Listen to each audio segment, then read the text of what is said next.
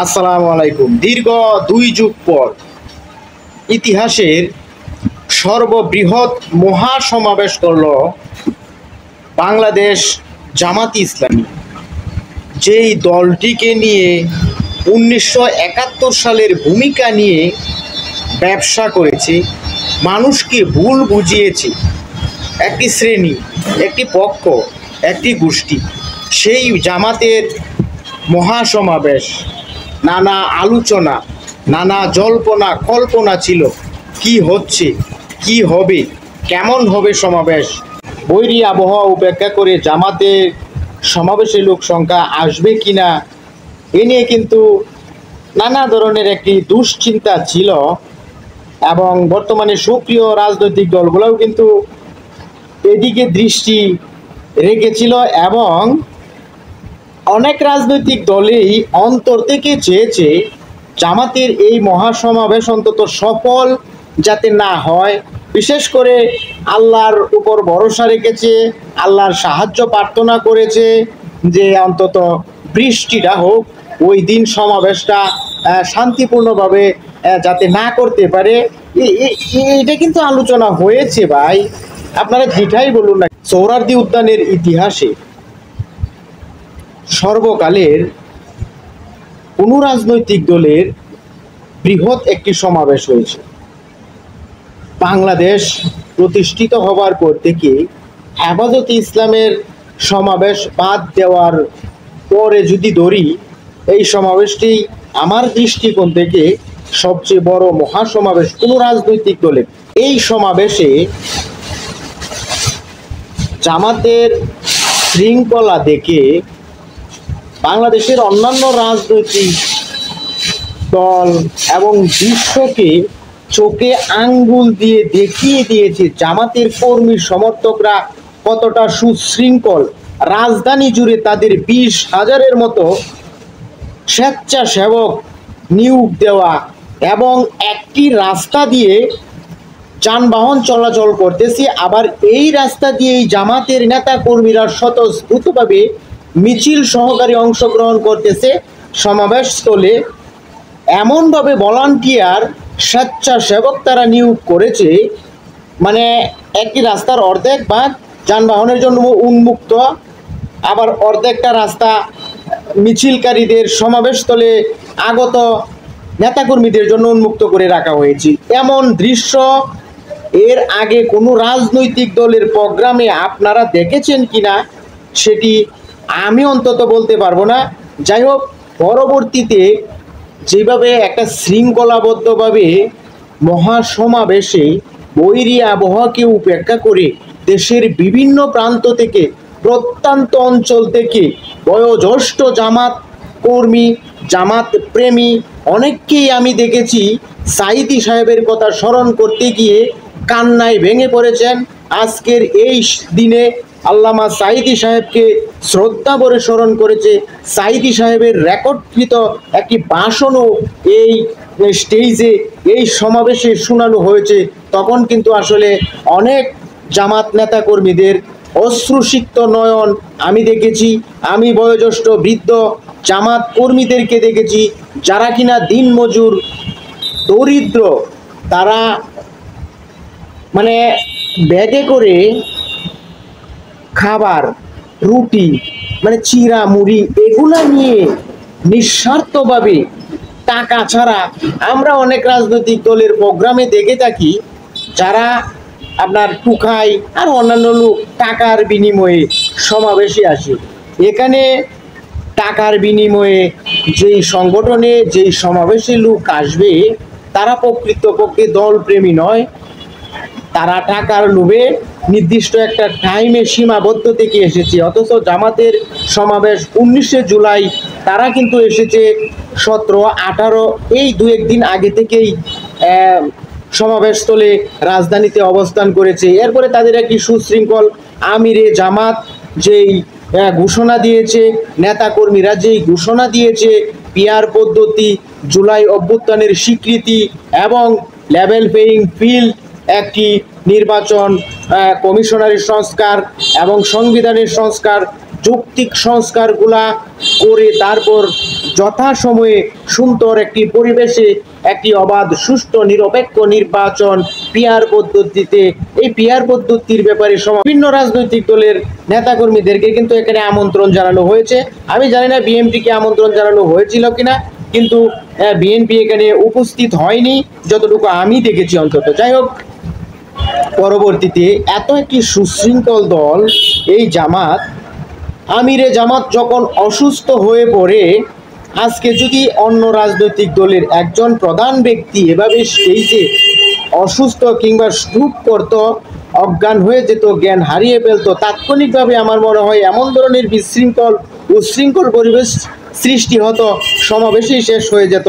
আমিরে জামাত অসুস্থ হয়ে স্টেজে লুটিয়ে পড়ার পরেও আমরা স্টেজে আগত যে সকল নেতাকর্মীরা ছিল তারা তাকে, এখানে মেডিকেল টিম আছে, সেই মেডিকেল টিম একবারে জটলা পাকায়, ওইভাবে পাকায়নি, নেতাকর্মীরাও জটলা পাকায়নি। বারবার আমিরে জামাতের একটি কথা আমার হৃদয়ে অত্যন্ত গেঁথে গিয়েছে। আমিরে জামাত মৃত্যু সজ্জায় যে কোনো সময় উনি চলে যেতে পারতেন, আল্লাহর অশেষ মেহেরবানি হলে। যাই হোক, আমিরে জামাত মাটিতে স্টেজে লুটিয়ে পড়ার পর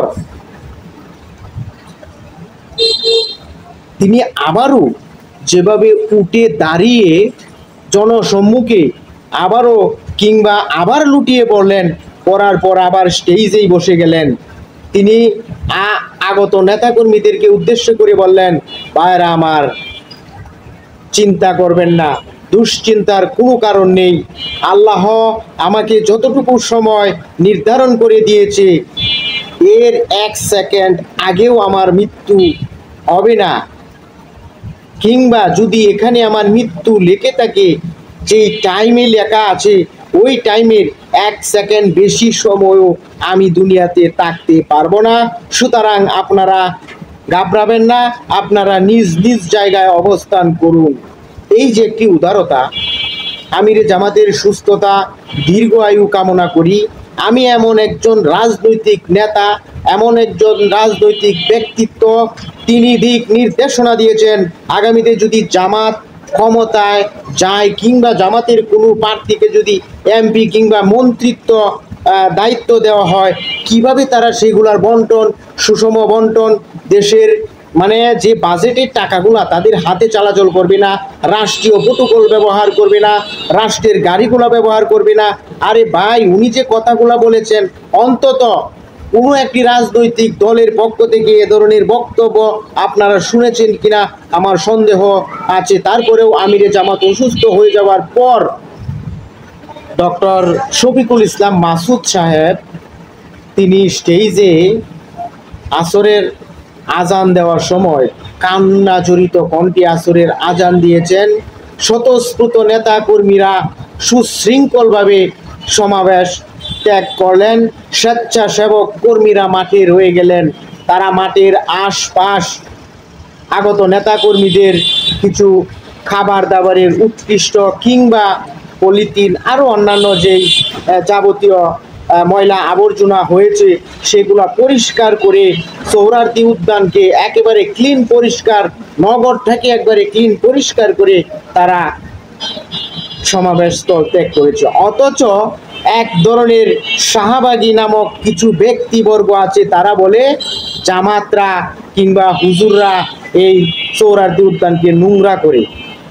এখন যে সমাবেশের পরে এতটা পরিষ্কার করলো, ওই শাহবাগীদের তো অবশ্যই ধন্যবাদ জানানো উচিত ছিল। যাই হোক, আমিরে জামাত অসুস্থ হয়ে যাওয়ার পর দেশের সকল রাজনৈতিক দলের নেতা কর্মীরা কিন্তু আমিরে জামাতের খোঁজ খবর নিয়েছে। একমাত্র আওয়ামী লীগ ব্যতীত বিএনপির মহাসচিব মির্জা ফখরুল ইসলাম আলমগীর সাহেবকে তারেক রহমান দ্রুত টেলিফোন করে আমিরে জামাতের খোঁজখবর নেওয়ার জন্য সশরীরে হাসপাতালে উপস্থিত হয়েছেন। অন্যান্য রাজনৈতিক দলের নেতা কর্মীরাও আমিরে জামাতের খোঁজখবর নিয়েছেন। আমি শুধু এই কথাটিই বলবো, বাংলাদেশ জামাত ইসলামী এত নির্যাতন নিগ্রহের পরেও যেহেতু তাদেরকে দমিয়ে রাখা সম্ভব হয়নি, আর জামাতকে দমিয়ে রাখা সম্ভব হবে না। যেভাবে জামাতের জনসভা থেকে দিক নির্দেশনা দেওয়া হয়েছে, আমরা দুর্নীতি করব না, কাউকে দুর্নীতি করতেও দেব না, আমরা ঘুষ খাবো না, কাউকে ঘুষ খেতেও দেব না। এই যে একটি কথা, এই কথাতে কি আপনার মনে একটু আশান্বিত হতে পারেন না যে আগামীতে যদি ইসলামপন্থী রাজনৈতিক জোট ক্ষমতায় আসে, আপনার আমার নিরাপত্তা, দেশের নিরাপত্তা নিশ্চিত হবে? সেটি কি আপনার মাথায় একবারও আসে না? তাই আসুন, আমি বলতেছি না আপনারা জামাতকে ভোট দেন, জামাতেই একমাত্র স্বচ্ছ ক্লিন ইমেজের রাজনৈতিক দল। আমি আপনার বিবেককে প্রশ্ন করতে চাই, আপনি যেই রাজনৈতিক দলের নেতা কিংবা কর্মী হন না কেন, আপনার বাপ দাদা একটি রাজনৈতিক দলের নেতা ছিলেন বলেই আপনিও সেই বংশানুক্রমায় আপনিও সেই রাজনৈতিক দলের সমর্থন হবেন। এই চিন্তা চেতনা থেকে বেরিয়ে আসুন। আমার ভাই, আমার বাবা, আমার দল যদি অপমান, আমার অন্যায় করে, সেই অন্যায়ের প্রতিবাদ আপনাকে অবশ্যই করতে হবে, আপনি যেই দলের ব্যক্তি হন না কেন। দেখুন, আমিরে জামাত যখন অসুস্থ হয়ে পড়লেন, সকল নেতা কর্মীরাই কিন্তু মাঠে উপস্থিত ছিলেন। তারা জানতো সংগঠনের শৃঙ্খলা বজায় রাখাটা সবচেয়ে বড়, ব্যক্তির শৃঙ্খলা, ব্যক্তিকে দেখার এখানে কোনো সুযোগ নেই। ব্যক্তির কারণে সংগঠন নষ্ট হবে, সেটা কিন্তু জামাত কখনো বরদাস্ত করে না। আমরা জামাতের এমন নেতাদেরকেও দেখেছি যারা পুলিশকে ও সিদেরকে সরাসরি বলতেছে, আমার দলের নেতা কর্মী যদি কোনো অন্যায় অবিচার করে অবশ্যই তাদেরকে গ্রেফতার তো করবেন, প্রয়োজনে ক্রস ফায়ার করে দিবেন চাঁদাবাজ দুর্নীতিবাজগুলো। আসুন, সময় এসেছে পরিবর্তনের। বিবেক কাটিয়ে যেই সকল রাজনৈতিক দলকে সমর্থন দিলে সক্ষমতার মসনদে বসালে দেশ জাতির কল্যাণ হবে, সেই সকল রাজনৈতিক দলের পক্ষে অন্তত নিজের জীবনটা বিসর্জন দেই। নিজের একটা ম্যান্ডেট, নিজের একটা ভোটের মূল্য অনেক। আপনার একটি ভোটের কারণে যদি আপনার যেই দলকে ভোট দিলেন সেই দল যদি নির্বাচিত হয়ে দেশ ও জনগণের সাথে অন্যায় অবিচার করে, সেটার দায় কিন্তু আপনার উপরেও বর্তাবে। আর যদি আপনার একটা ভোটের কারণে একটি দল নির্বাচনে জয়লাভ করে, সেটা যদি কল্যাণমূলক কোনো কাজ করে, সেই কল্যাণের অংশীদার কিন্তু আপনিও হবেন দুনিয়াতে এবং আখিরাতে। তাই আসুন, আমরা পরিবর্তনের লক্ষ্যে এগিয়ে যাই।